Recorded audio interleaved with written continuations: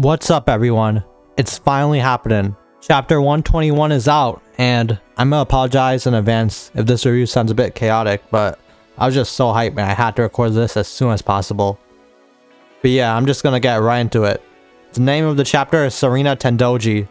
Like, we literally start with Sarina at someone's house, someone's door.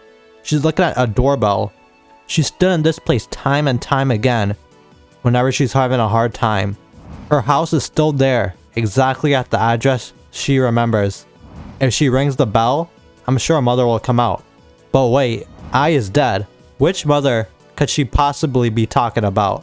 She's tried to ring the bell and say it so many times. Like, we see her clicking it. She wants to say, "Mother, it's me." But as Marina opens the door, she sees no one. No one's there. Ruby would not show her face. But the fact is, Ruby has gone to see Marina countless of times. So, like I've predicted already, she already knows everything. And that Marina's living a good life, all without her. And just look at her expression right there. She doesn't know what else to do except just watch.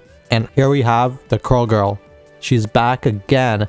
This time she's starting off like she's starting a story like, once upon a time, there was a little girl. The mother loved her daughter, but when the girl was 4 years old, she was found to be seriously ill. And here we have Sarina, little Sarina with hair.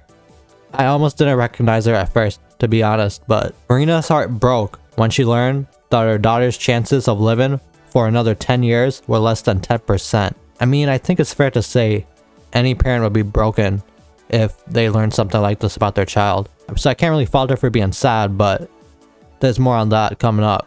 The father here decided to separate his daughter from her mother, which is, I think, a bad idea, and try to heal the mother's heart. I mean, yes, you'll take care of the mother, but like, are you thinking about Sarina here? Like, how do you think she feels that her parents aren't really trying to talk to her or be there for her? I mean, I don't know what they're thinking, but I guess they think it's fine, since it says that their family was quite prestigious in their community. So they entrusted Sarina to the finest hospital in the area, and then they just immersed themselves in their work to evade their sadness and turned away from reality. I thought I predicted something like this, that they tried to forget about Sarina so they could escape the pain that comes with all of that. And eventually, like, they just began to stop even looking at Sarina, and you see her just staring out the window, just waiting for Marina to come back. She even says Marina used to be a figure skater and she'll teach her how to do it when she leaves the hospital, but we all know that's not gonna happen. And she wanted to participate in the Olympics too, to make Marina happy.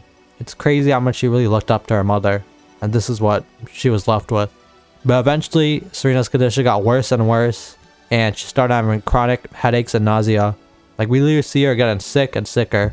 She even began to lose her sense of balance and could barely walk. And her memory and perception were also affected.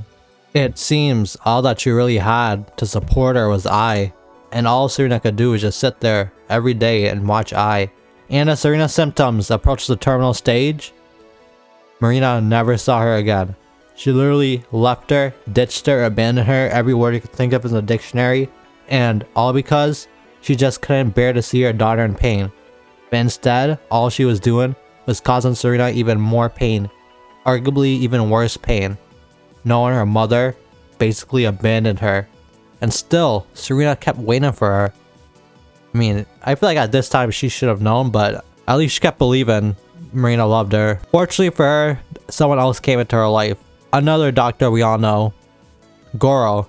And thankfully he'd go around visiting patients who actually didn't have visitors for a long time and just sit down and talk to them. And obviously we all know how much that meant to Sarina. He really did save her. And Sarina had gained two lights in her dark, tragic life, Goro and Ai, and we see the Crow Girl smirking. Like, this was all according to her plan. And then she says, but well, the girl was going to lose both of those lights. I don't know why, but it feels like this was all a setup for something. Sarina lived her short life in that small room while enduring her suffering. Her wishes were never granted, but even so, she continued to wait for Marina day after day, somehow believing that Marina really did love her. And I mean, I think Marina did love her, but she really didn't do a good job at showing that. Frankly, she probably did the worst job ever. But in the end, literally, Marina never came. Not even on the day she died. But we actually do see Marina hearing about Sarina dying at her home in Tokyo.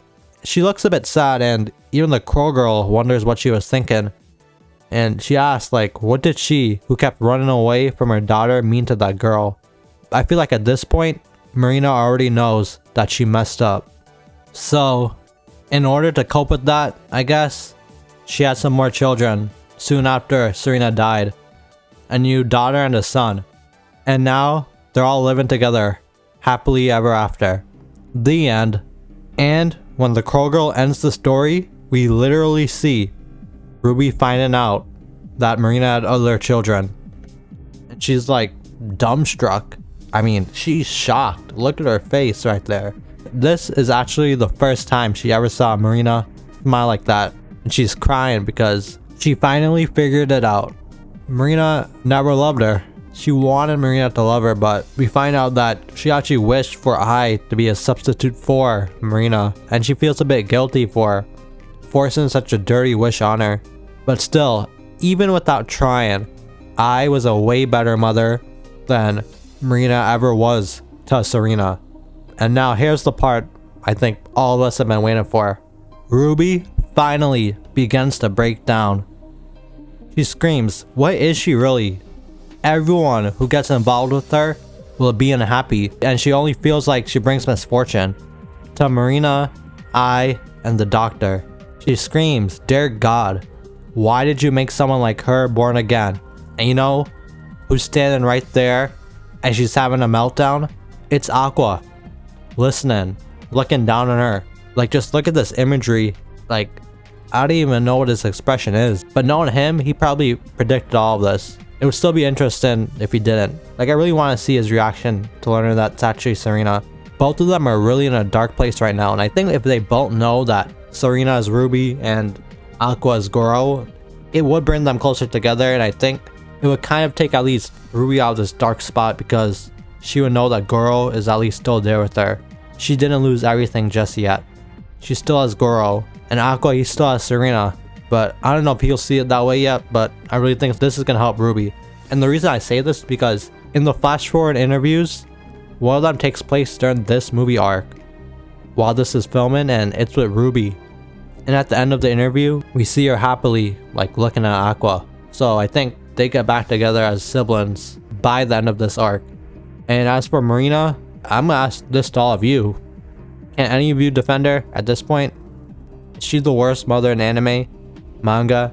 She's making a good case. If she wants worst mom of the year 2023, I don't know who else is challenging her. But let me know what y'all think of Marina down in the comments. If you can defend her, I'll honestly be glad to hear it, because I do see some points why she abandoned Sarina like that. She was looking out for herself and mental health, but I don't know, it's hard to defend her. But yeah, let me know, and I really hope y'all enjoy this chapter. We finally got Ruby breaking down, and Aqua, I think, figuring out who Ruby really is. Anyways, thank you all for watching this far if you did, and please consider leaving a like if you want. Also, if you aren't already, please subscribe. I really appreciate that. And if you want to see some more Oshi No Ko vids, then I got some more over here. Peace.